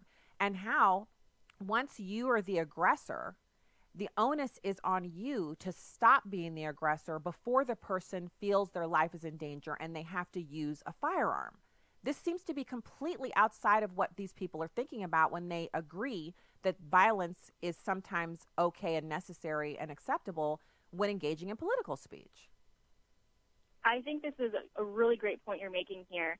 I know a lot of concealed carry holders, they don't want to shoot somebody. Nobody wants to shoot somebody. Yeah, nobody. And so I think a lot of times it's just having the threat of you having a firearm. So someone who's trying to maybe rape you as a woman and you pull out your firearm and they run off because, you know, you can defend yourself. So I think just having the option to defend yourself is so important. And I don't think the majority of concealed carry owners, just like you said, want to shoot somebody that maybe they get punched in the face. That's not worth shooting somebody in many situations, in my opinion. Well, getting water dumped on them. I mean, I'm of the mindset, because you know, there's this study from the CDC that says there's around 2 million defensive gun uses per year in this country, and we've seen so much violent political activity that I'm of the mindset that there have been some lawfully carrying gun owners who have been assaulted, but they've simply chosen not to respond because they had a drink dumped on them, or they were forced out of a restaurant, or they were, you know, jostled or maybe even punched or pushed around during some of these altercations, and it just wasn't worth unholstering a gun because their lives weren't in danger in their opinion. But that doesn't mean we won't get to a place where someone will. And I see it as it's this weird dichotomy, because I'm of the mindset that I just don't ever want to be assaulting anybody. Like, that's my thing, is I just don't want to be hitting people because I don't know what people are capable of. But it's the opposite on the left. They're like, yeah, we need to get in their faces, we need to punch, we need to do whatever we need to do.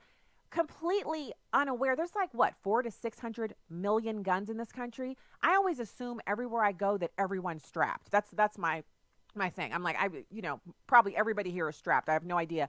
You have to govern yourself accordingly. It's not fear. It's just being prudent in the fact that that's the state of things in this country. What is going on with liberals that they never consider that? I totally agree with that. And I've been to protests covering them where Antifa has showed up. And, you know, I really don't understand that group, because they just go up to anybody and start assaulting them. Even the media, even like CNN and like liberal outlets will go and knock down their cameras, not thinking that anything bad will happen back to them. So I really don't understand these young people who just go out there and assault people and don't expect repercussions, because there need to be repercussions. It's not okay to be assaulting people. And the more we have these protests, the more I see people getting hateful. So I went to the 2016 inauguration, and I went to the March for Life in 2017 inauguration, and I was there for the Women's March and for the March for Life. And going this week, people are a lot angrier than they were even after President Trump was just inaugurated, in my opinion. It's getting worse. This is the backlash against not getting their way. He was supposed to have been impeached by now, Kassy. Come on, you and I have got to catch up to the program. I know, I'm laughing because people are so mad. Like, I just don't understand it. When I open my email up and someone is telling me that if it weren't for white people beating Christianity into me, I would be practicing voodoo right now, I laugh at that, because you know what? I'm not an American citizen by accident. The unique circumstances that had to come about, historically speaking, since I'm descended from slaves on one side and free black Frenchmen on the other, that's no accident. So I happen to be, you know, as you know, I'm a Christian, and I believe that God preordains every step of my life. I believe in predestination. So therefore, I don't think it's an accident that I'm an American or that I'm a Christian. I just don't believe that. But when people email me stuff like that, like I have that email right now, someone says I would be practicing voodoo if it wasn't for, slavery. And I thought that was so funny. I was reading it over the break. But these are the kinds of things that people are sitting around emailing and thinking, and they're engaging in that instead of, say, you know, like Nancy Pelosi won't negotiate with the president. Instead of just saying, you know what, okay, I disagree with her on these issues, but there's got to be something we can agree on. Because I found I can agree with a liberal on an issue, especially if we go local. I can find stuff for us to agree on. I've done it every single time someone says, I hate your views. Then I'll ask them about something local, and then we find that we agree. It doesn't even take 5 minutes. Why aren't they doing that? You know, 2 points on that. One, that's horrible, because not the first slaves, but, you know, our Jewish brothers and sisters were slaves in Egypt. And yes, there was slaves thousands of years later, but, you know, Christianity comes from a time or a religion where the people were enslaved. And then second, when it comes to agreeing with people, I think there's always something that you can agree upon. Mm-hmm. So I am getting afraid with the new congresswomen that we have in Congress who are just, you know, calling their fellow congresspeople, you know, names and insulting them. Like, how are you supposed to sit down and have a conversation and get legislation passed and move our country forward when you're just insulting your colleagues? I would never do that. Even when I was in college and all of my peers were liberals, I would never go and insult them. Yes, I'd criticize their viewpoints, but, you know, we're in the same classroom. We're supposed to be working together. And also because you get much more done when you can find some common ground. So it's not about converting people so they don't disagree with you anymore. And it's not about saying you can't disagree. It's more about saying, well, we could sit here and argue, like spider monkeys over this issue for days and days and days and never get anywhere. Or we could say, let's set that aside for a second. Here's some places where we can agree. How about if we, kind of horse trade or negotiate on this? I'm almost like, it seems as if liberals are losing the ability to engage in that kind of discussion.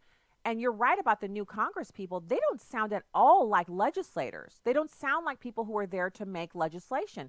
And this is the first crop of new people where I genuinely feel like they've elected people who have no intention of ever bringing any legislation to the floor of the House. Yeah, I agree with that. And I really hope that these young leftists really start putting their money where their mouth is and try to be like the Supreme Court justice they love so much. Justice Ruth Bader Ginsburg knew how to work with Justice Scalia. She worked with somebody on the other side. They got along. They were friends. Mm-hmm. If they really want to love her as much as they do, they call her the notorious RBG, they should really start acting like her and try to not demonize their peers. Instead, maybe befriend them. You can disagree with somebody and still be friends. That's what's so funny about them doing all these movies about her, Kassy. The movie, the movement to kind of lionize her and turn her into her own, not just historical figure, but kind of someone that they worship. I find it interesting because there's a lot of her history, especially her time on the Supreme Court, where the amount of time she spent with Justice Scalia, I really think if liberals knew about that, they would be baffled by it, because they used to actually go to all the Federalist Society events together, and they used to go to, he would be invited to give a speech, and she would go. She would hear him present the speech, and I have this book of his speeches where he talks about Christianity, his Catholicism, the intersection of, Christian faith and public life, the law, the Anglo-Saxon basis of our law in this country. I mean, the range of subjects that he was allowed to give speeches on is stunning. And I'd say she was present for a huge number of those speeches, because if she was able, she would actually go and listen to him give these speeches to these different organizations, Jewish groups, Christian groups, legal groups, you name it, law enforcement groups. He would go speak to them, and she would be there too. And it wasn't just her. Sometimes the other justices would come along. It was almost like, hey, I'm going to give a speech. You all want to roll? And then everybody would be like, yeah, let me take my robe off and let's go. They hung out together. How do they reconcile that with this new normal, which is every Republican has to be a rapist and a pedophile and can't go onto the Supreme Court? It just shows the immaturity and the devastation of our politics. Congress used to be like that, too. They would have dinner parties all the time in D.C. D.C. used to be known for dinner parties, and it's really not anymore. And Congress, people from both sides would have these parties come together. And I think the last time we actually saw that was after 9/11. After 9/11, Congress came together. They were being friends with each other, but really don't see that anymore. Well, in some ways, I'm glad they're not hobnobbing together anymore, because the Democrats have an infectious capability of converting people to their way of thinking or to doing nothing that the Republicans don't seem to possess. But I do think they should at least be able to sit around a table, a conference table, whatever kind of table they like, and hammer out solutions to problems like, I don't know, our open southern border or some of these other issues. And the reason that they can't do it, in part, is because Republicans will negotiate until the cows come home. They'll give away the farm. And Democrats just keep moving further and further to the left, and their constituents are enraged to the point of being unable to simply hear a differing opinion. And I think it's crazy pants. I do want to point people to the Daily Wire. It's dailywire.com. What's the website for Lone Conservative? LoneConservative.com. LoneConservative.com. We have Kassy Dillon with us. She's a contributor to the Daily Wire, hugely popular website, and founder of Lone Conservative. All the best stuff. Kassy, thanks for the work that you've been doing going into these kind of dangerous situations and reporting from inside the lion's den. Thank you for doing that. Thanks so much. It's what I love to do. All right. Thanks for coming on the show today. We'll talk to you again soon. Happy New Year. Happy New Year. So Kassy Dillon, what I really appreciate about her is that she's super young, and she can throw on the anatomical hat and go into these situations and do the reporting from the inside. And I love the fact that she was asking these Women's March people these questions about their own organization, and that they seem completely unaware of the controversy that's swirling at the top. Very interesting. All right, when we get back, we're going to be talking to you if you want. 866-963-2037. 866-963-2037. More Stacey on the right after this.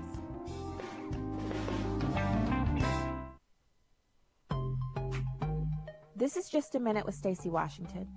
In 1 Samuel 21, we see David fleeing from King Saul.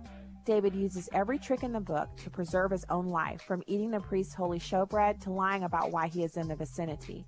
At one point, David pretends to be insane, thinking that doing so will prevent angry servants from killing him. Emulating these deceptions are not the point of David's story. Being in fear for his life made him do things he would not normally do. But the story doesn't end there. David wrote Psalm 34 during this difficult time, singing, "I will bless the Lord at all times. His praise shall continually be in my mouth." This is a beautiful way of describing the true nature of walking with God. In the low times, when all have forsaken you, continue to bless the Lord. I'm Stacey Washington. Find out more at StaceyOnTheRight.com.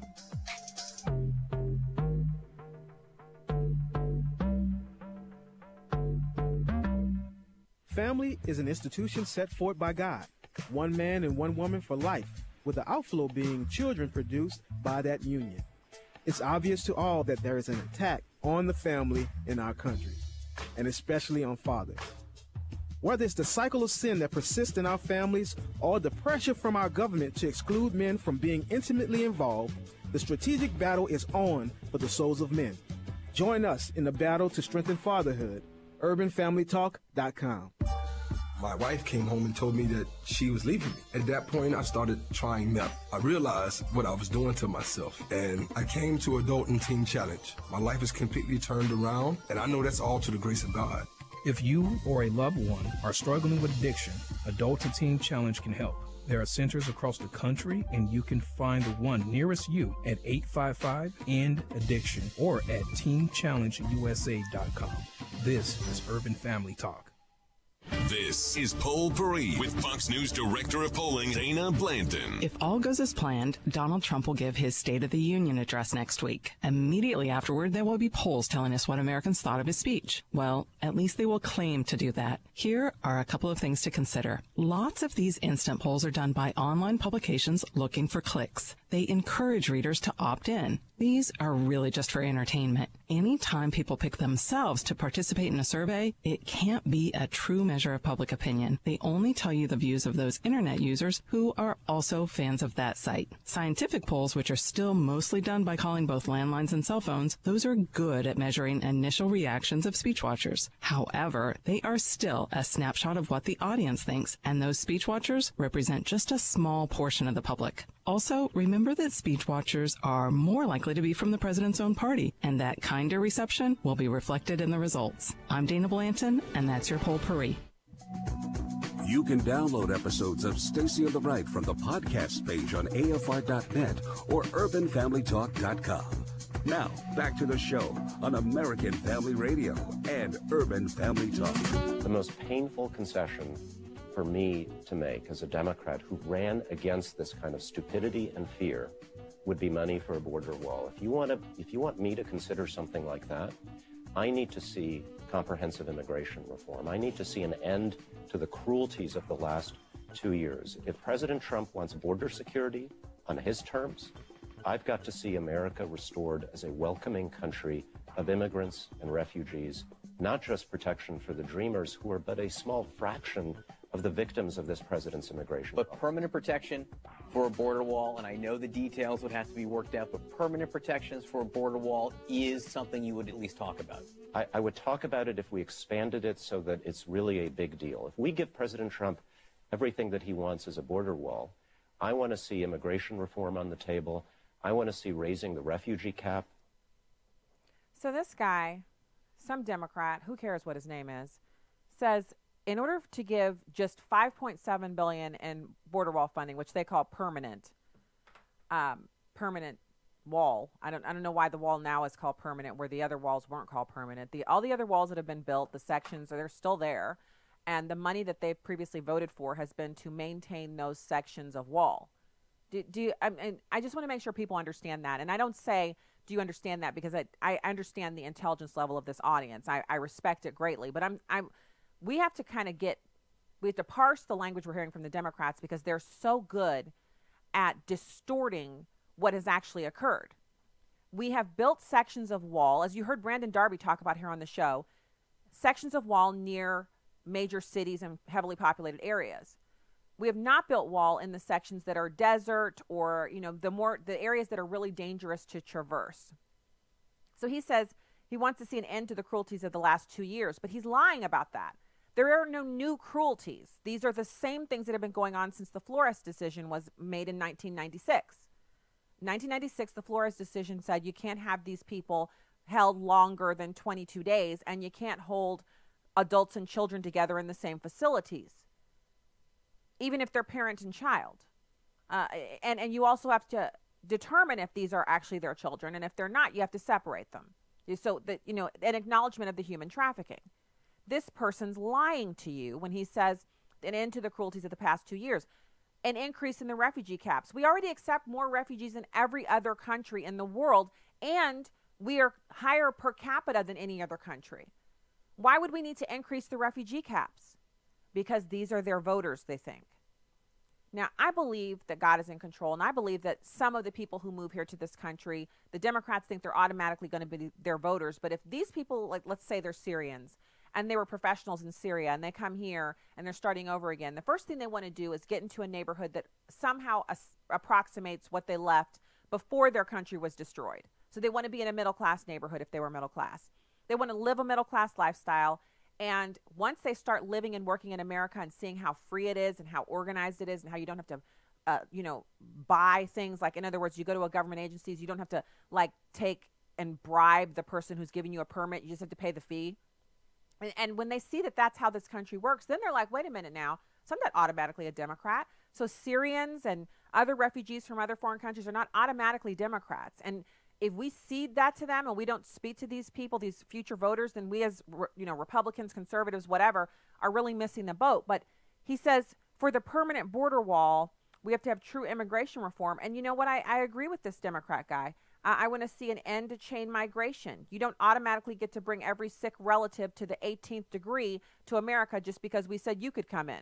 How about if we lower the lawful immigration that we're going to actually have in this country? That's what voters want. They want less lawful immigration, and they want an end to illegal immigration. If you were talking about border wall funding, if he wants all of those concessions, a permanent solution to DACA is to give them work permits and to make them lawful permanent residents, but they can never vote. So we'll give them that. And we'll also say that any person in future who's brought here as a child against their free will does not get the same. They're treated as any other illegal immigrant to deter people from doing this again. Also, if we're going to make all of these concessions and do true immigration reform, then what we should also do is, fund the border wall completely and have it completed before the end of the president's first term. I mean, this is called negotiation. It's called, getting things done.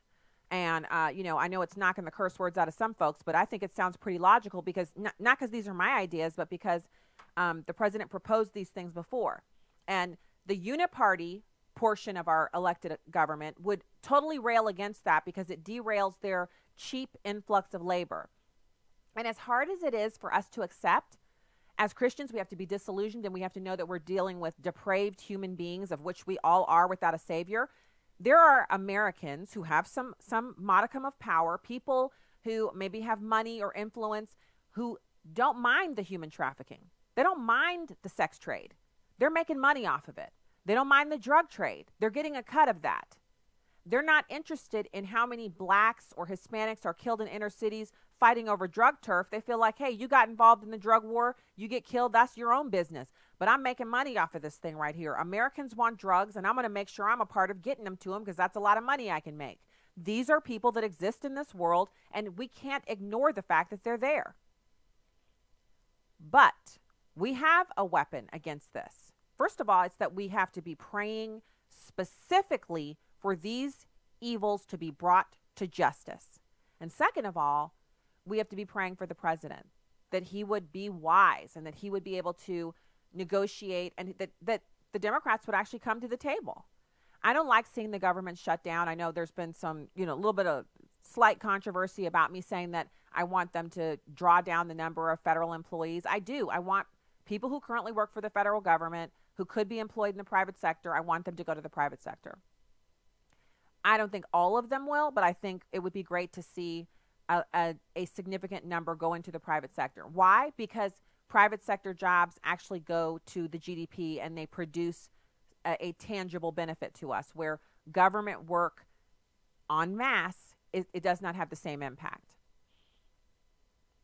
This is the reality that we find ourselves in, where we see people going to the camera and spouting off all these lies. And why do you think people feel like they can lie with impunity and they don't have to tell the truth? Why do you think that it's so prevalent now as opposed to before, where people would get found in a lie and the news media, regardless of what they were politically, they would call the person out on it because it was a sense of honor. It was a sense of duty among the news media to basically clench liars and bring them down. And we don't have that anymore. When Democrat elected officials get on TV and lie, the news media folks they just sit there and nod because they're down with it. They're like, I hope people are believing this drama. I know it's not true, but I hope they're believing it. Well, I tie it to this other news story, and we teased this a little bit in the first hour, and I want to get to it before the end of today's show. This story is actually over on the Daily Mail from the UK. They're reporting on the rise of Satanism in America. Now, their caveat on the story is that members don't actually worship the devil, but they push activism. I mean, I can remember being younger and telling my mom, oh, I was at so-and-so's house after school, and she asked me if I wanted to play with a Ouija board, and my mom would stop what she was doing. If she was cooking, she would put the spoon down, and she would turn around, and she would wheel on me, and she would, did you do it? And no, I didn't play with it because you told me I wasn't allowed. You are never going over to her house again. What is her name? And so she would find out who the child was. She would be like, oh, I know her parents, or oh, I've never met her parents, yada, yada, yada. You don't play. And then she would go through the reasons why you don't play around with the devil. And I mean, she was so serious about it. It was just something that she put on me. And so we're the same with our kids, and you have to be the same with your kids and your grandkids. You have to tell them, don't do this. Don't play around in the spirit world. So I don't care if they say they're actually worshiping the devil or not. The fact that they claim that they're Satanists and they say, Hail Satan, that's all I need to hear to know that this is a bullet train straight to where they don't want to go. So it's about 6 years ago, adorned in black capes with curved devil horns, little headbands or whatever, holding posters and black American flags and shouting, Hail Satan, on the steps of government institutions from Arkansas to Florida to Oklahoma and Detroit. The antics and declarations of these folks seem like a hoax to many people, onlookers, journalists, politicians alike, until it became apparent that members of this newly formed satanic temple were here to stay. Now, it's a sign of the times. It's a sign of the groaning of creation and the prevalence of evil in our society, that it's where we are. Read up on it for yourself. Crack open Revelation. The Bible says that people who read Revelation, share it with others, or listen to it being read will be blessed. And that is because it is the roadmap for the last days. You have to read it for yourself. Don't be afraid of it. It is enlightening. It is so good to read. It is health and life to your bones. Get it, open it up, read it. Get the CD, listen to it on CD. We have it on CD. That's what this whole satanic temple is about. That's what this is about. The founding in 2012 has precipitated a growth. They were just a handful of members. Now there are tens of thousands with chapters all over the U.S. and across the globe, from Stockholm to London to Los Angeles to Texas. And their pranksterism, as filmmaker Penny Lane first considered it, has given way to a well-conceived ethos forming an organized, quote finger, religion for, quote finger, a group of contrarians opposed to any organization at all. They're becoming more and more firmly established across the United States, largely composed of individuals who don't even worship Satan in the first place, but center on a different interpretation of biblical teachings. They actually want to be painted as an unlikely religion that challenges even the preconceived notions of the director of the religion himself. And they have a feature-length documentary about them. And this is what I want to say to you. You know, there are always going to be people who are attracted to the darkness, who the evil in their heart makes them want to rail against God and shake their fist in the air, and they'll even turn to, you know, quote unquote, worshiping the devil. But we have an answer to that, and it is the true practice and discipleship of Jesus Christ. We're his disciples. We're out discipling others. We are walking out our faith on a daily basis, and we're standing against this type of evil. And the other thing that we can do is, I know there are international houses of prayer all over this country. If you want to be a part of pushing back against this, the mode is prayer. That is where we are in wartime mode, and we are doing battle, and we are getting the most done. And gathering together with the saints to pray is the most effective way of getting that done. Whether you're doing prayer in your home as a prayer group or a Bible study, whether you're going to church, I encourage you to go to your church when they have prayer meetings. Whether you find the International House of Prayer that is closest to you and go there, and they're usually open 24 hours a day. You can just go right in and pray. Any of those things. But that's what we have to do, is engage in active participation, which is prayer. The prayer of the saints availeth much. We have to do it. This group is growing because the church is pulling back. God does not call us to pull back. He doesn't call us to be meek and mild when we're talking about the gospel. He says we are his warriors. We're a royal priesthood clothed in white. We are courageous, and we have the mind of Christ. We are able to do all things through Christ who strengthens us. He never says, pull back, you can't do it, you're weak, you're not able to. No, he says go out and disciple the nations. Go spread the gospel and share what I've taught you. Bring others into the kingdom. And that's what we have to do. These people are confused. Some of them are intentionally evil, but others are just, they want to be, they want to be on the cool, hip, new thing. And Satanism sounds like it's much more cutting edge than dried up old Christianity. And so they think they're doing something. They're doing something. They're paving their way straight to hell. But we don't have to allow that. We don't have to allow the proliferation of this false religion. Not today, Satan. We can definitely push back on it.